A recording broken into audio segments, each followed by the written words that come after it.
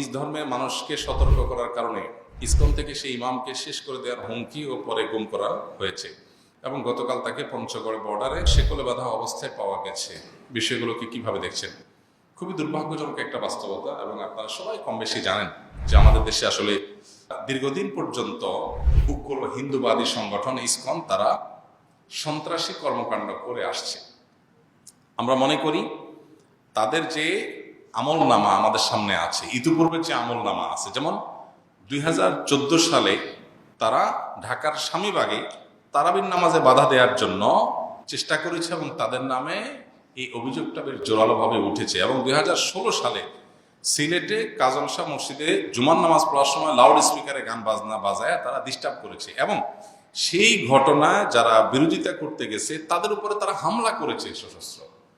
আপনি পার্শ্ববর্তী দেশ ভারতে মুসলমানরা যেখানে সংখ্যালঘু সেখানে এই ধরনের কথা চিন্তা করা যায় যে একজন ইমাম নিজ ধর্মের মানুষদেরকে সতর্ক করেছে, তথাকথিত প্রেমের ফাঁদ থেকে মুসলিম মেয়েদেরকে বাঁচাবার জন্য সতর্ক করেছে, এইটুকু কাজ করার কারণে তাকে হুমকি দিয়ে শেষ পর্যন্ত তাকে উঠায় নিয়ে যাওয়া এবং সেকলে বাধা অবস্থায় পাওয়া যাওয়া।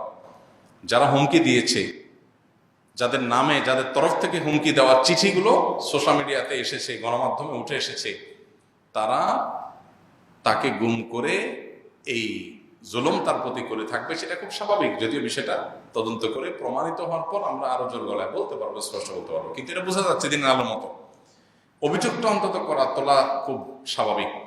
তো এরকম একটা ঘটনা অন্য কোনো দেশে সম্ভব না, এ দেশে যতটা সম্ভব। দীর্ঘদিন পর্যন্ত হিন্দুত্ববাদকে এদেশে যেভাবে পেলে পুষে বড় করা হয়েছে, এটা দুর্ভাগ্যজনক একটা পরিণতির দিকে আমাদেরকে নিয়ে যাচ্ছে। আমরা সাধারণ যে সমস্ত হিন্দু ভাই বোন আছে আমাদের সমাজে বসবাস করেন, যাদের সাথে আমাদের সামাজিক সহাবস্থান আছে, তারা তাদের ধর্ম পালন করছেন, তারা তাদের মতো করে বসবাস করছেন, আমাদের সাথে কোনো প্রকার তাদের খারাপ কোনো সম্পর্ক নেই। তাদের সাথে একজন মুসলমান হিসাবে আমাদের সামাজিক অবস্থানের ক্ষেত্রে কোনো প্রকার ত্রুটি থাকা উচিত না, ইসলাম আমাদেরকে সেটাই বলে। অতএব সেটা আপন জায়গায় ঠিক আছে, কিন্তু হিন্দুত্ববাদ প্রতিষ্ঠা করতে গিয়ে এই যে ইসকন এবং তাদের যে বিভিন্ন উস্কানি ইতিপূর্বে হয়েছে 14 সালে 16 সালে, এমনকি এই যে গত বছর 2024-এ চট্টগ্রামের যে আপনার কি বলে আইনজীবী যে হত্যাকাণ্ডের ঘটনা ঘটলো, সবাই কম বেশি আপনারা জানেন। এই আইনজীবী হত্যাকাণ্ডের ঘটনায় তাদের অবস্থান, তাদের সম্পৃক্ততা দিনের আলোর মতো পরিষ্কার। সারা দেশে মুসলমানরা কিন্তু শান্ত ছিল, আমরা শান্ত থাকতে বলেছি, আইন হাতে তুলে নিতে নিষেধ করেছি।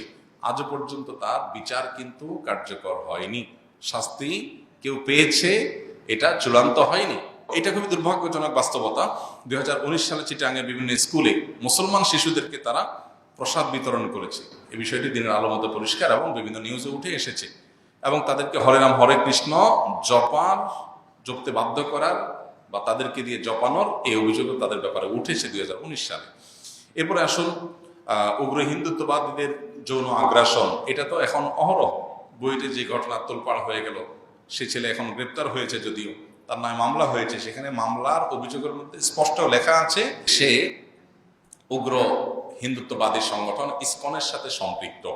তাহলে এখানে মুসলিম মেয়েদেরকে তথাকথিত প্রেমের ট্র্যাপে ফেলে তাদেরকে যে যৌন অত্যাচার, তাদের উপরে নিপীড়ন তাদের উপরে করা হচ্ছে। গাজীপুরে যে মেয়েটা 13 বছর উপর তারপর হয়েছে, এই ঘটনাগুলো আজকে ঘটছে তা শুধু না, এটা দীর্ঘদিন থেকে ঘটে আসছে এবং সেটা চরম একটা পর্যায়ে পৌঁছে গেছে। কারণ কি?